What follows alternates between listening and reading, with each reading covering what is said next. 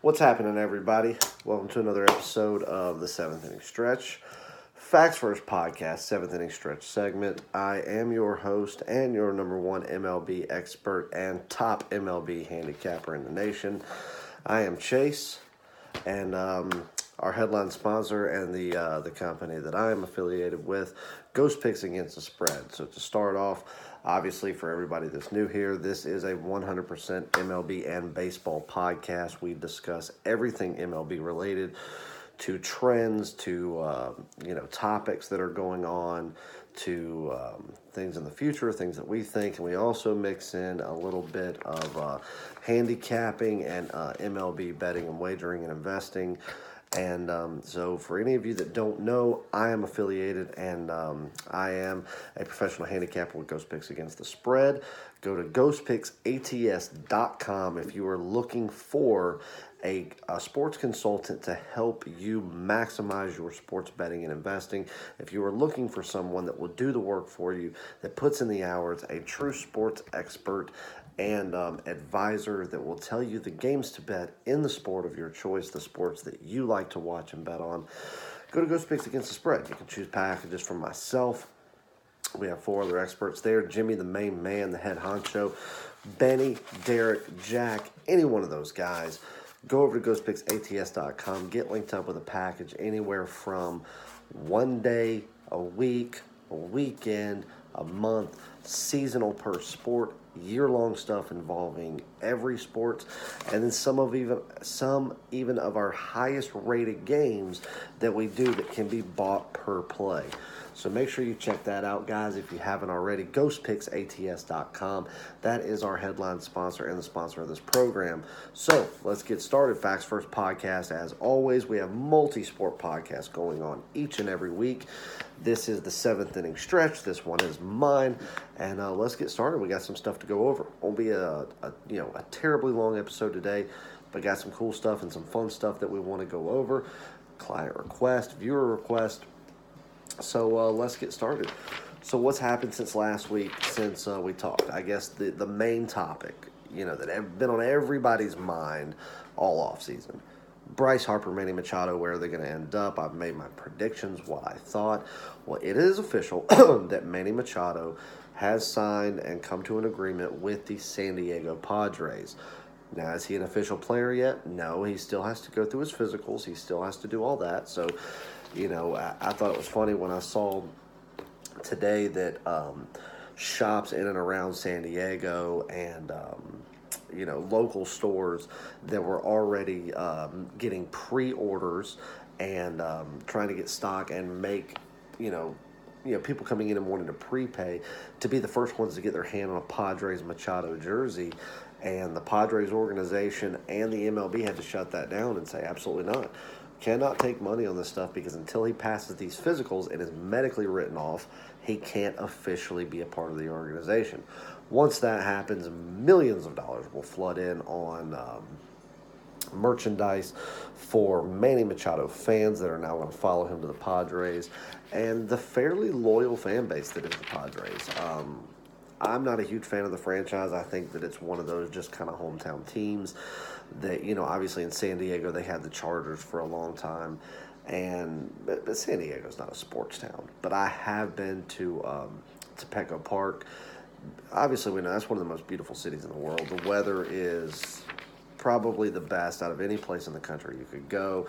Had the All-Star game there, an All-Star weekend there a couple of years ago, which was really, really fun. But San Diego has never been like that powerhouse franchise or even in the mix of talking about it to where you would think they would make moves like this. They make just enough moves, every so often to be relevant in regular season, maybe in the talks for postseason, and then they get those guys that come out of the farm leagues, which I'll be honest with you. Their minor league system, their farm league system, is probably one of the most impressive that I've seen in the last probably 15 years. They also have people, like Jeb Hoyer that's now with the Cubs. Theo Epstein played a hand in things like that. The Padres drafted people like Anthony Rizzo. They've had great people within the organization. But the problem is they've never had the organization that can keep people like Jeb around to really build something, because they are a team that really has to be built from the ground up. Not a terrible team. I think Machado will be. Obviously, he's going to go in being the face of the franchise, but 10 years, $300 million, something that he could have gotten somewhere else. I don't think that personally he is a good fit for the Padres. Obviously, if you guys disagree with me, I'd love to hear it in the comments and maybe hear why you don't agree with it.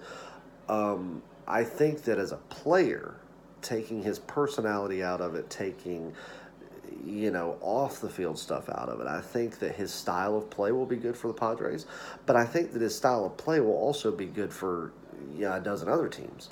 So I just think that I think Machado's an asshole. Not only have I witnessed it firsthand in Florida, but I know other people that have as well. He is not a man of the people. He is not a player that is for the fans. He's stuck in his own world. He thinks very, very highly of himself, and I'm not saying that he shouldn't have confidence and think highly of himself, but I think that, and this goes for every MLB player, without fans and without spectators and without kids that look up to you and people that want to be you and admire you and follow you, that's where the revenue's at. So for someone to want to come watch you play and buy a ticket, to someone that wants to come to spring training to see you, that know that they can get a more up close and personal look at you, to have a better chance of maybe getting a picture with you, shaking hands with you, to the kids that look up to players like Machado, because Machado is one of those guys in the league. He's like a Bryce Harper and a Mike Trout and an Anthony Rizzo, a Chris Bryant. He's one of those guys that as soon as he came onto the scene, he is immediately ruffling feathers within the league, people going, okay, this is a stud player. This is somebody that's going to go far. This is somebody that can lead a franchise. He likes being the center of attention, but he likes being the center of attention where everybody loves him, but he doesn't have to show any love back. That is something that I do not respect, because without fans that love you, admire you, and kids that want to be you and be like you and be inspired by you, and without fans that really want to go out there and purchase merchandise with your name on it, something that the franchise gets a cut of, something that you get royalties off of, baseball cards, meet and greets, drafting you in fantasy. I mean, just all these little things that make your name worth more, for you to be able to go out there and say, I'm going to make $300 million to play a game for the next 10 years. He's a young guy. He's a great player. And you can go back and look at his, childhood and things like that. Man, he didn't grow up with money. Some of his past is somewhat, there's gray areas there. We don't know.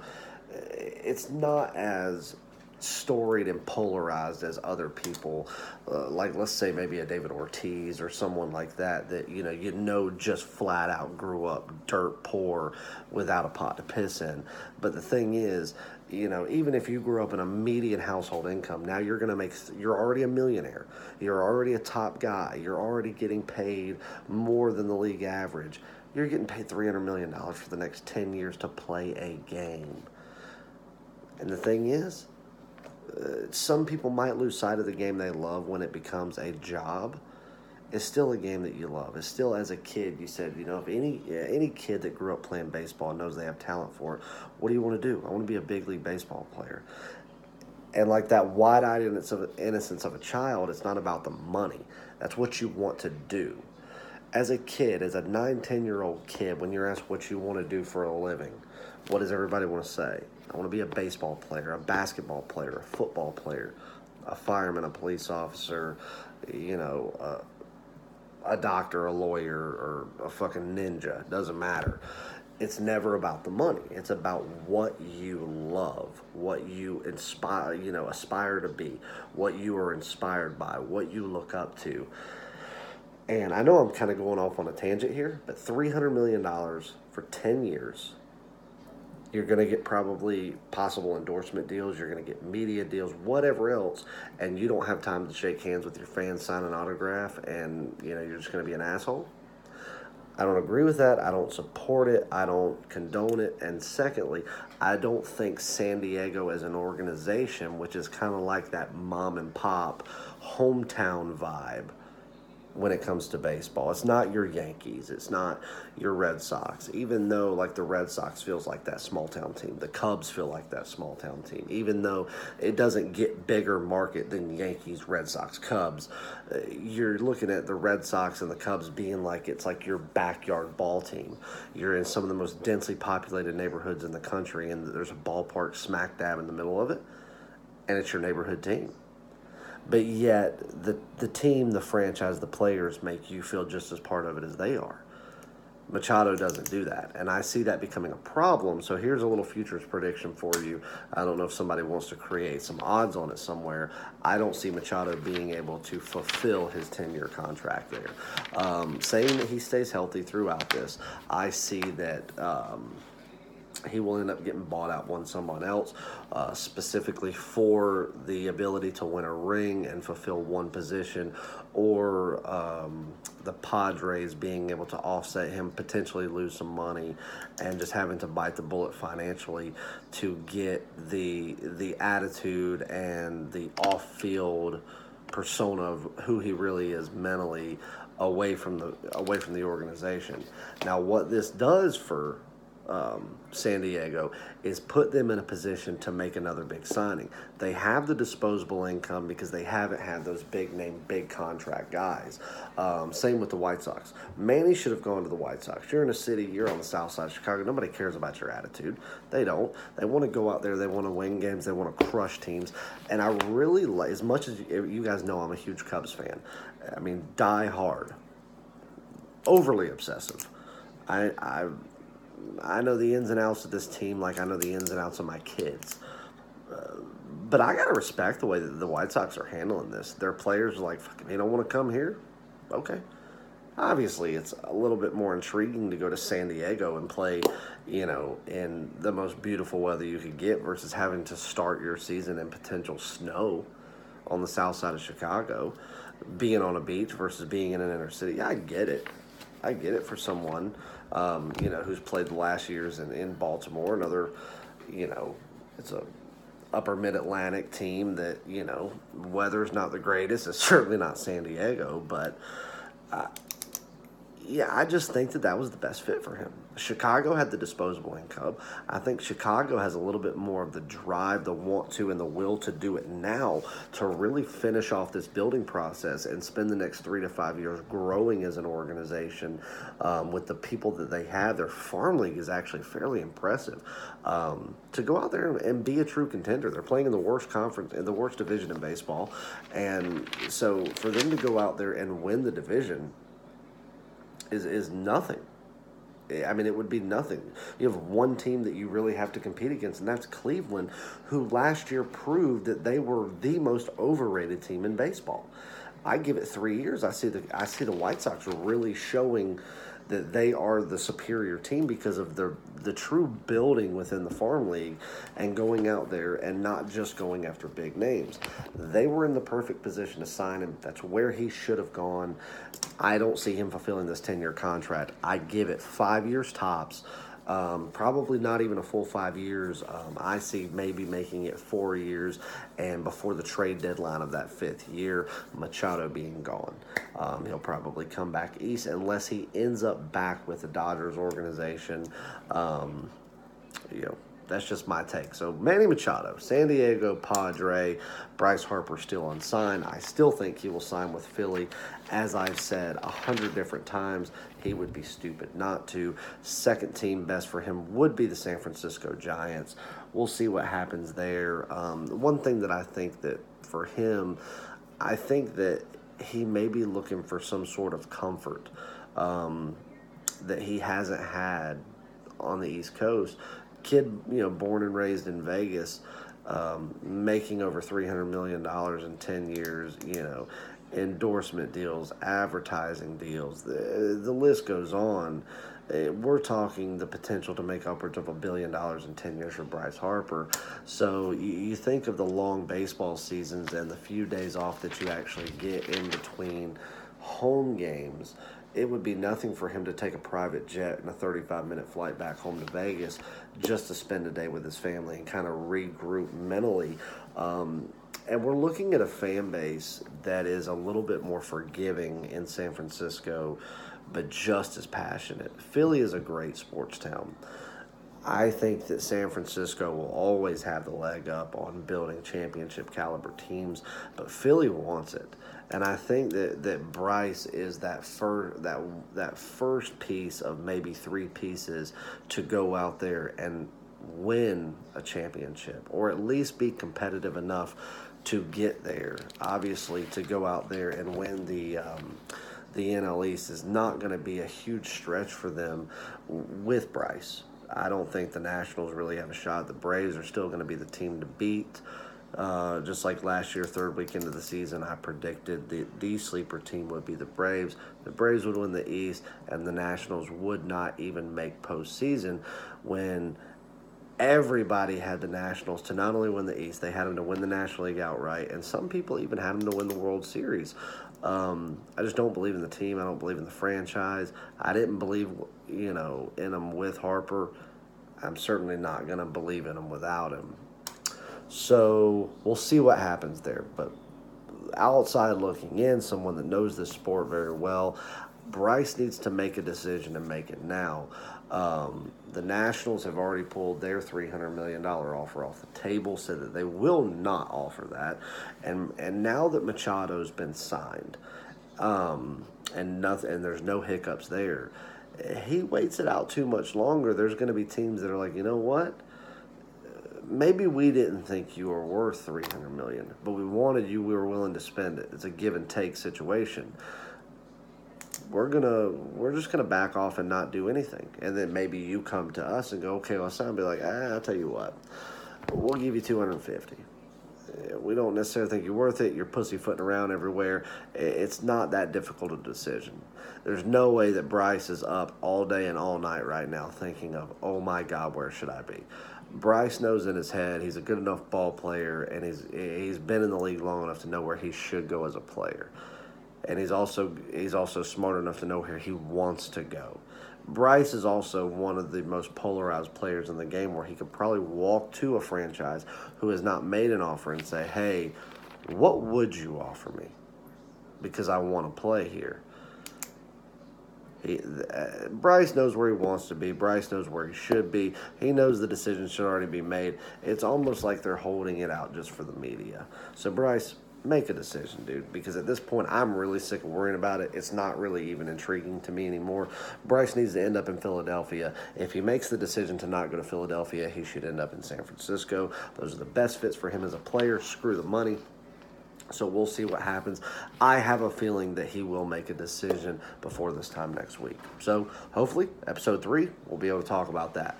Now, let's jump into a couple of things. This is more of some fun stuff. I actually had a viewer of mine, somebody that has actually been a former client of mine, watches all my videos. He's a big fan of mine as far as the baseball stuff that I do, and he's been watching podcasts that myself and Jimmy have done where we have discussed MLB stuff, but other sports as well. So when we started the 7th inning stretch, and it's strictly baseball 100%, he reached out to me in an email and said, hey, you like to get your viewers involved. And he sent me something that's just kind of fun. It's almost like a fantasy type thing. He goes, and this guy, I can't mention his name because he actually is affiliated with a minor league ball club out of Minnesota. I can tell you his first name. His first name is Steven. Someone that I've gotten to know over the past year. We've talked a lot on the phone and everything. His love of the game, my love of the game, just going back and forth talking about investing in the games, so on and so forth. He, just for shits and giggles, while he was sick a few weeks back, decided to go through and start rating players in the modern era. So, the 80s basically to now, or the early 90s to now, and giving his team of the century. So he basically made his lineup, his starting lineup, his team of the century, and he wanted me to do the same thing. So his rules in doing so were one left-handed starting pitcher, one right-handed starting pitcher, and then your second place right-handed pitcher, left-handed pitcher, and then your two relievers. And then you could give, at each infield position, you could go out there and give two players per position. And then you could do 6 players in the outfield, and one designated hitter. And it would be your team of the century. And I can tell you who some of his players are, and then maybe you guys can be the judge. So as far as pitcher start, now granted, guys, this is all, modern era stuff. So we're not going back to the Babe Ruth, Willie Mays days or anything. This is all stuff that every single one of you, unless you are very young, a player that you should know who they are and can relate to in some way, as far as watching them or at least knowing about them. So he started out with pitching.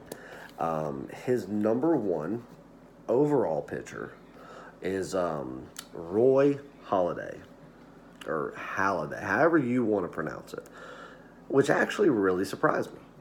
It's very rare you hear somebody talk about someone like that. I agree, definitely one of the top pitchers of the modern era. Somebody more recent, in more recent years than other, obviously Cy Young Award winner. So that was really surprising that he said that as number one. Number two being Max Scherzer. Don't agree with it. Max Scherzer is a great pitcher. I do think that he would be top 10, probably top 6 or 7. Do not agree as far as team of the century guy. So he had his right-handed pitchers there. Obviously, Roy rating number 1, and then Max number 2. And then as far as his left-handed pitchers, he put Chris Sale as number 1. Agreed. Chris Sale probably top 6 or 7. Number 1, don't agree with whatsoever. And his top left-handed pitcher was Randy Johnson. 100% agree that Randy Johnson should be on the list. So now we move into mine. I'm going to say,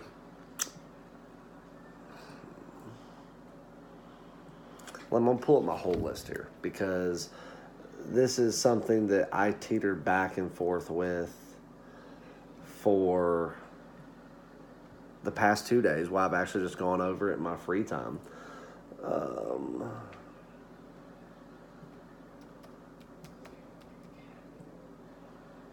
Excuse me 1 second.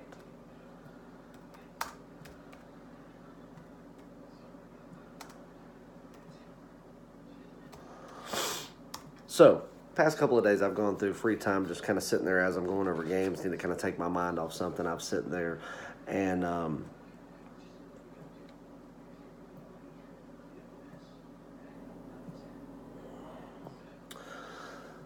so my number 1 overall pitcher. And I really was torn by this because of being a fan of one, not a fan of the other, but just actually having to break it down. I'm going to give you guys, obviously, my top 4, but I'm going to throw a 5th in there, and I'll let you guys make the decision of which one you would remove. I'm going to say my number 1 overall pitcher. Number 1 overall is going to be Greg Maddux, Cy Young Award winner, former Chicago Cub, Atlanta Brave, World Series champion. The one thing about Greg is that he could pick apart a batter better than anyone to ever play the game. And that's just a fact. He is the most methodical pitcher of the modern era, in my opinion.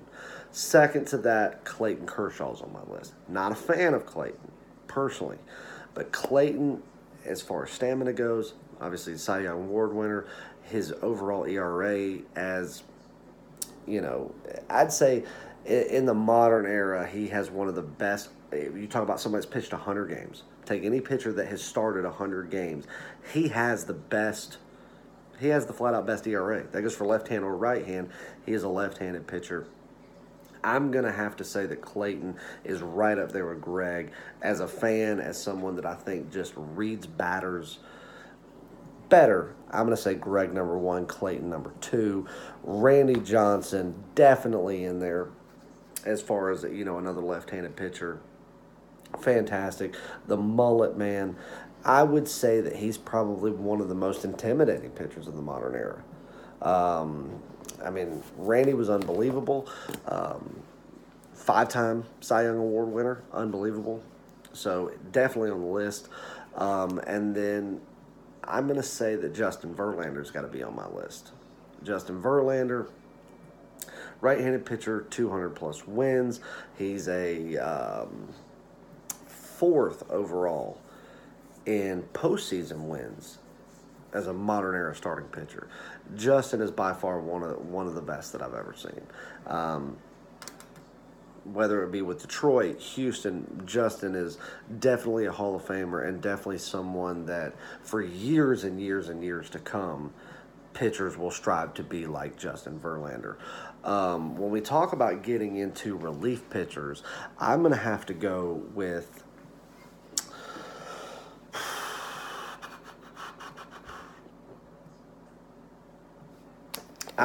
Pedro Martinez. Excuse me, not relievers. Pedro Martinez being my other right-handed pitcher. Excuse me. His huge hands and his long fingers made his breaking balls probably some of the best in the game. His breaking balls had more bite to them than probably any other pitcher that I've named thus far. Now we get into the relievers. I'm going to have to say that my top reliever is probably going to be Mariano Rivera. That's going to be my number one overall relief pitcher for my pitching lineup. Now we get into the infield. I'm going to go over my two first basemen, and then we're going to go over second baseman, shortstop, third, and we'll do the outfielders. My first baseman, number one, no doubt about it, is going to be Albert Pujols. Not only just was he a fantastic defenseman, first baseman, fantastic ball player, great human being, and he is a hell of a hitter. On-base percentage is key in baseball. So as I'm breaking down these players, not only do they have to be a good position player, it's not about just being a power hitter, somebody that can hit home runs. I really wasn't looking at that. If they were good at home runs, great, it's icing on the cake. I want on base. That's all I want. I want them to get on base. I want on-base percentage and someone who does it consistently, because that is what will get runs on the plate. Maybe not in today's age as much anymore because everybody wants to hit the ball deep, and that's what everybody looks for. On-base percentage wins championships. Fact. Second to that, as far as a first base position, I'm going to have to go Miguel Cabrera. A lot of people are going to disagree with me there, but there's another person that can just flat out get on base. A great defenseman, someone that just knows and loves the game so much. Second base. Now, I'm going to switch positions here for just a second. Second base, number one.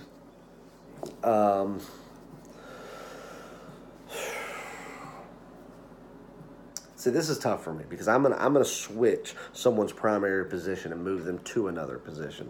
Excuse me.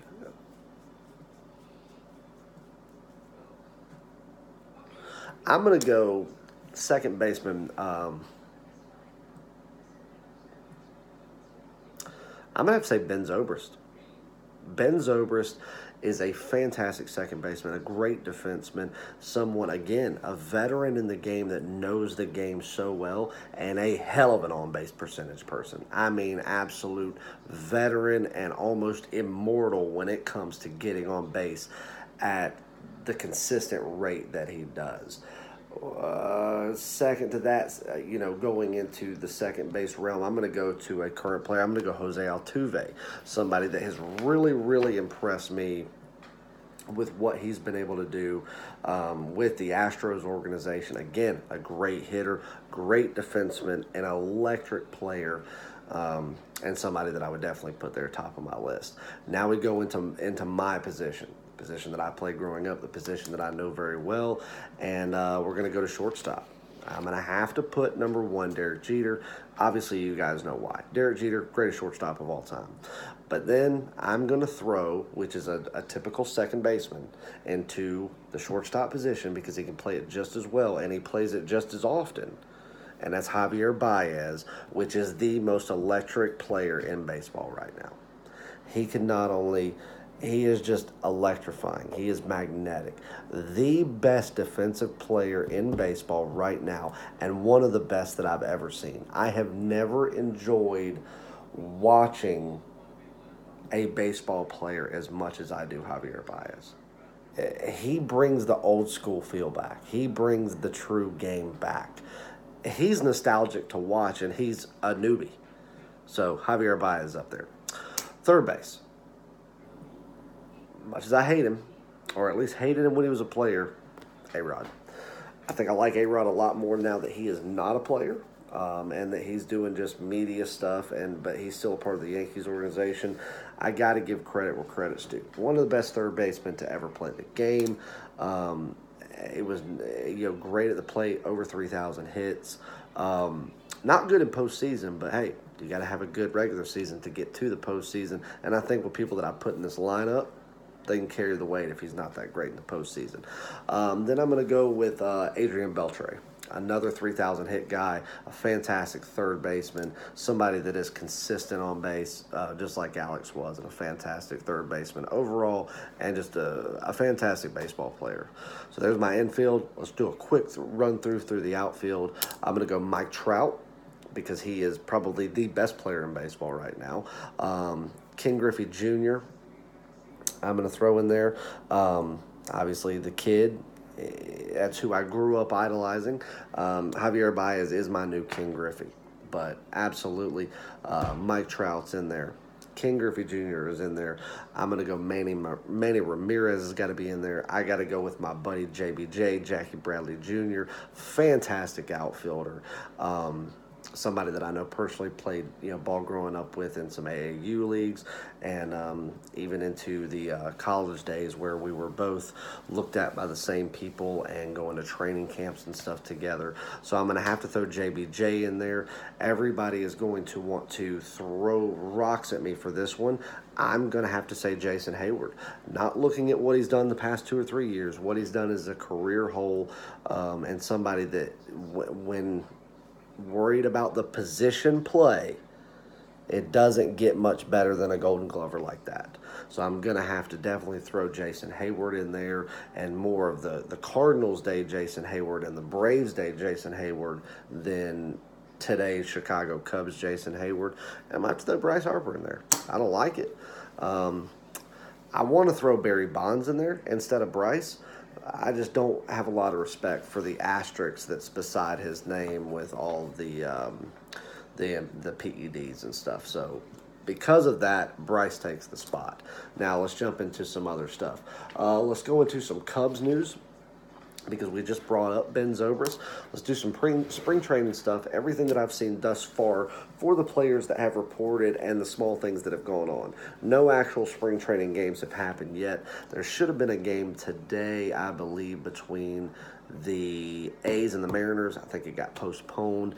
So, but the little stuff they've had going on, the things and the reports that I'm reading from training camp, and what they're just saying as far as the feel around the team, the feel around the positions in the workout room.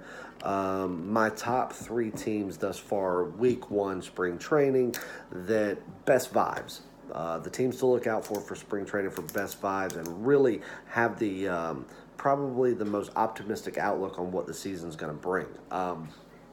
Cincinnati Reds, that's that's one of them. I'd say that's number 3 out of the top 3. Number 2, I'm going to have to say the Philadelphia Phillies, just because that whole Bryce Harper thing's lingering, and they know that could be one of the finishing touches to make them go from a nobody to a somebody pretty quickly. And then number 1, I would say spring training wise, Boston Red Sox are looking fantastic, and we're going to see what's coming. We know they're still the best team in baseball, but I already made my preseason prediction that Houston wins it all this year.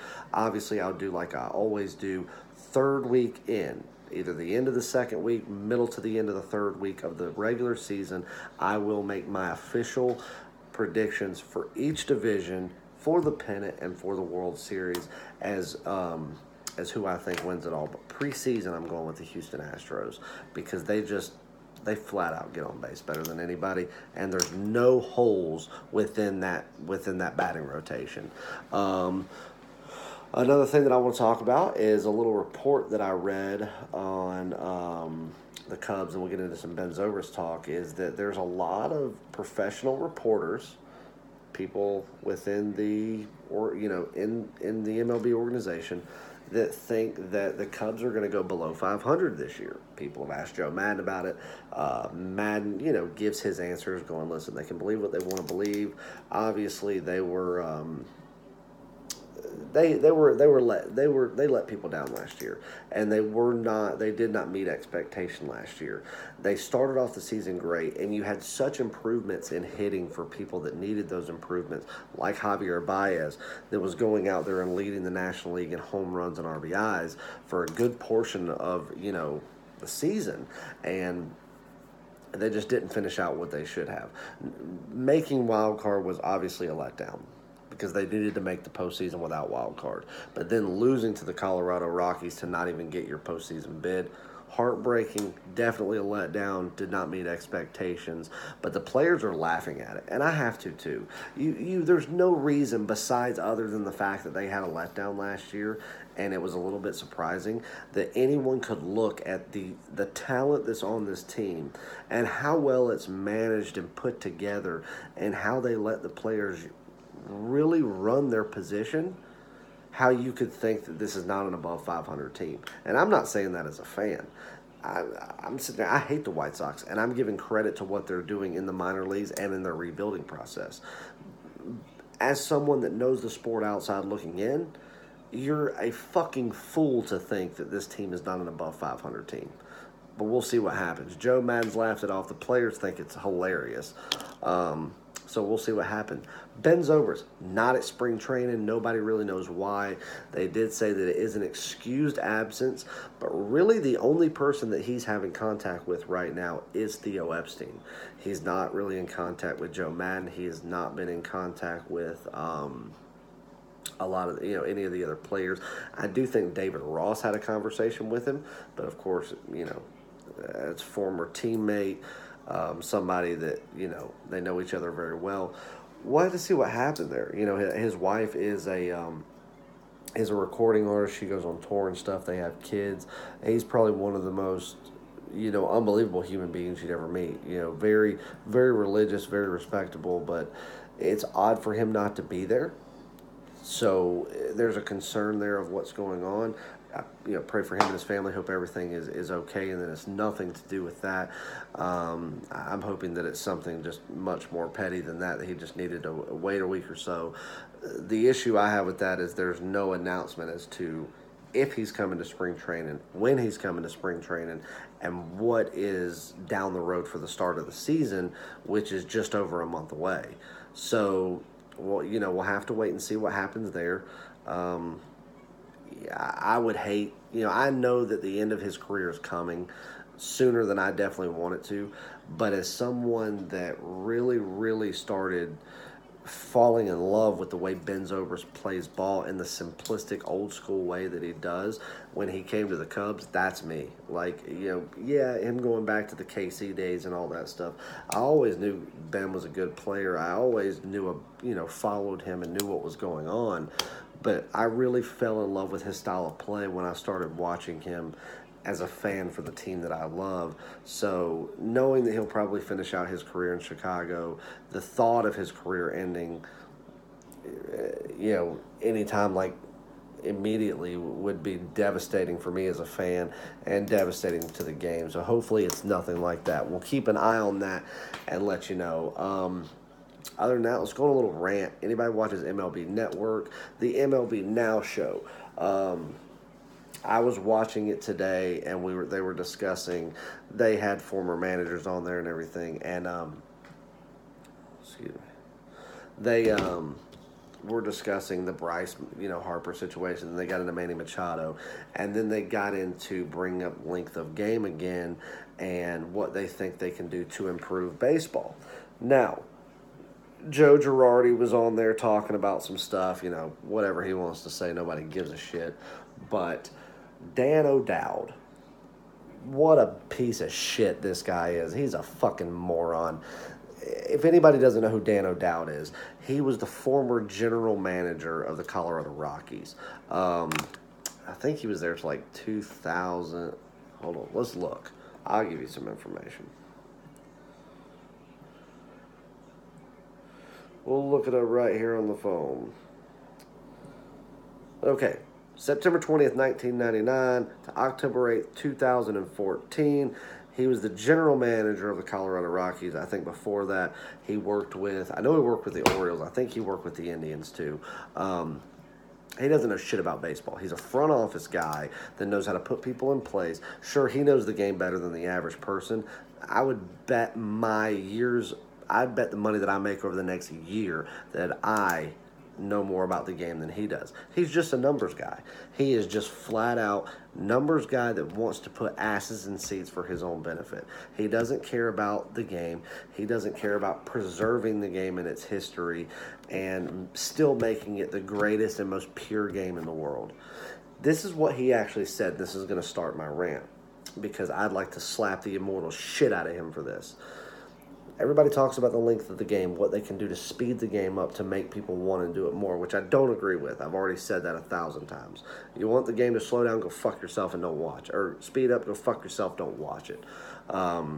Enjoy the game because it's the greatest game in the world.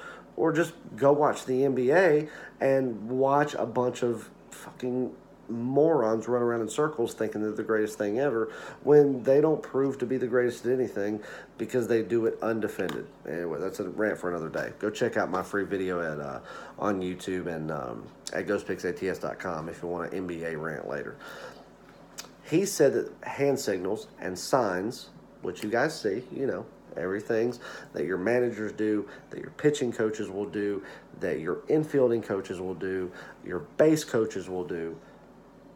That's what makes the game. That is one of the biggest staples in this game is watching and trying to understand what these absolutely insane hand signals mean. He thinks that every player on the field, including the pitcher and the catcher, should have an earpiece. And he said it should be about as small as a hearing aid. That way it tucks down in your ear. You don't have to worry about a cord. And they should be able to communicate back and forth with players and managers and this and that and the other. So that way you don't have to worry about hand signals. You don't have to get interpreters out there to say anything. You won't have to sit there and call a meeting to the mound. We'll speed the game up and everybody will be able to have a better grasp of things instead of just reading the pitcher, reading the batter, and going out there and playing the game the way that it was meant to be played. Dan O'Dowd, kiss my ass. Go fuck yourself. Don't ever come back on MLB TV again. It blows my mind that a formal general manager and someone that is affiliated with Major League Baseball, if anybody should care about the preservation of this great sport and its history and its purity, it should be someone like that. So, my biggest enemy is Dan O'Dowd. You are my enemy, sir. Go fuck yourself. So on that, I think it's been a good episode. Maybe a little bit boring to some people, just kind of going over my all-century team and stuff. We've got some big news coming up. Probably going to do a little quick episode this weekend, not a full one, but a little 8 to 9 minute because I've got some big announcements coming up for some stuff that we're going to be attending this year, some people that I want you to start following and getting to know. It's going to be a big baseball season, guys. Next episode, tune in. Next full episode, we're going to do some preseason win total predictions. Probably going to do 3 to 5 of them. Anything else you guys want to see, guys, I want this to be an interactive podcast. I want this to be stuff that you guys want to hear within this great game. I want to know what you want to hear. I already know somebody wants to. I've already had many people say that they want to do the preseason, win total predictions. The only reason I haven't talked about it yet is because I have not finalized mine yet. So for the people that are into the sports investing side of it, we will get to that. I've only got one locked in. I want to get the rest of them. We'll knock all that out at one time. But anything you guys want to see relevant to the sport, relevant to Major League Baseball, relevant to your team, guys, it doesn't have to just be about baseball. If you want me to break down something about your team and give my honest opinion, Throw it in there, guys. Leave it in the comments or shoot me an email, chase.ghostpicksats@gmail.com, and we'll get on at the next episode. And I'll give you a shout out for doing so. I can't say the full name, but Steven, you know who you are as far as the trying to build the team of the century, guys. And hey, if you guys want to put in the description who you think would be your team of the century, absolutely. If it'll let you fill out that big of a comment, great. Or if you disagree with any of my position players or anything, let's get interactive, guys. Let's do it. I have a great time doing this podcast, and it's only going to get better from here with better content. So be on the lookout this weekend. Hopefully we'll get everything. As a matter of fact, there's an email right there regarding one of these people that we're going to lock down for something this season. And then, so hopefully, if we set everything up and everything's set in stone, we can announce it this weekend and get you guys kind of geared up and excited for it. Otherwise, it'll be announced on next week's show. So put any ideas that you want to see down there. We're going to be live at ballparks this year. Anything you want to see there. Got the ballpark brews coming. So we're going to be doing some big things, guys. And I'm very thankful and very happy to have you along on this journey. So one more time, shout out to our headline sponsor, our main sponsor, Ghost Picks Against the Spread, the company that I'm affiliated with. If you are looking for a sports advisor, for a sports consultant that will put you on a winning team and give you the games to bet, when to bet them, and make sure that you are profitable every single day as a long-term sports investor, go to ghostpicksats.com.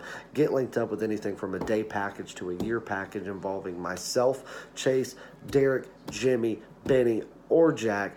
Any questions that you have, you can go to ghostpicksats.com, shoot an email. Shoot me an email at chase.ghostpicksats@gmail.com. I had fun, guys. I love the shit out of you, and I can't wait to do it again. So on behalf of the Facts First Podcast Network and the 7th Inning Stretch, I appreciate you tuning in, and I'll see you back next week. Thanks, guys.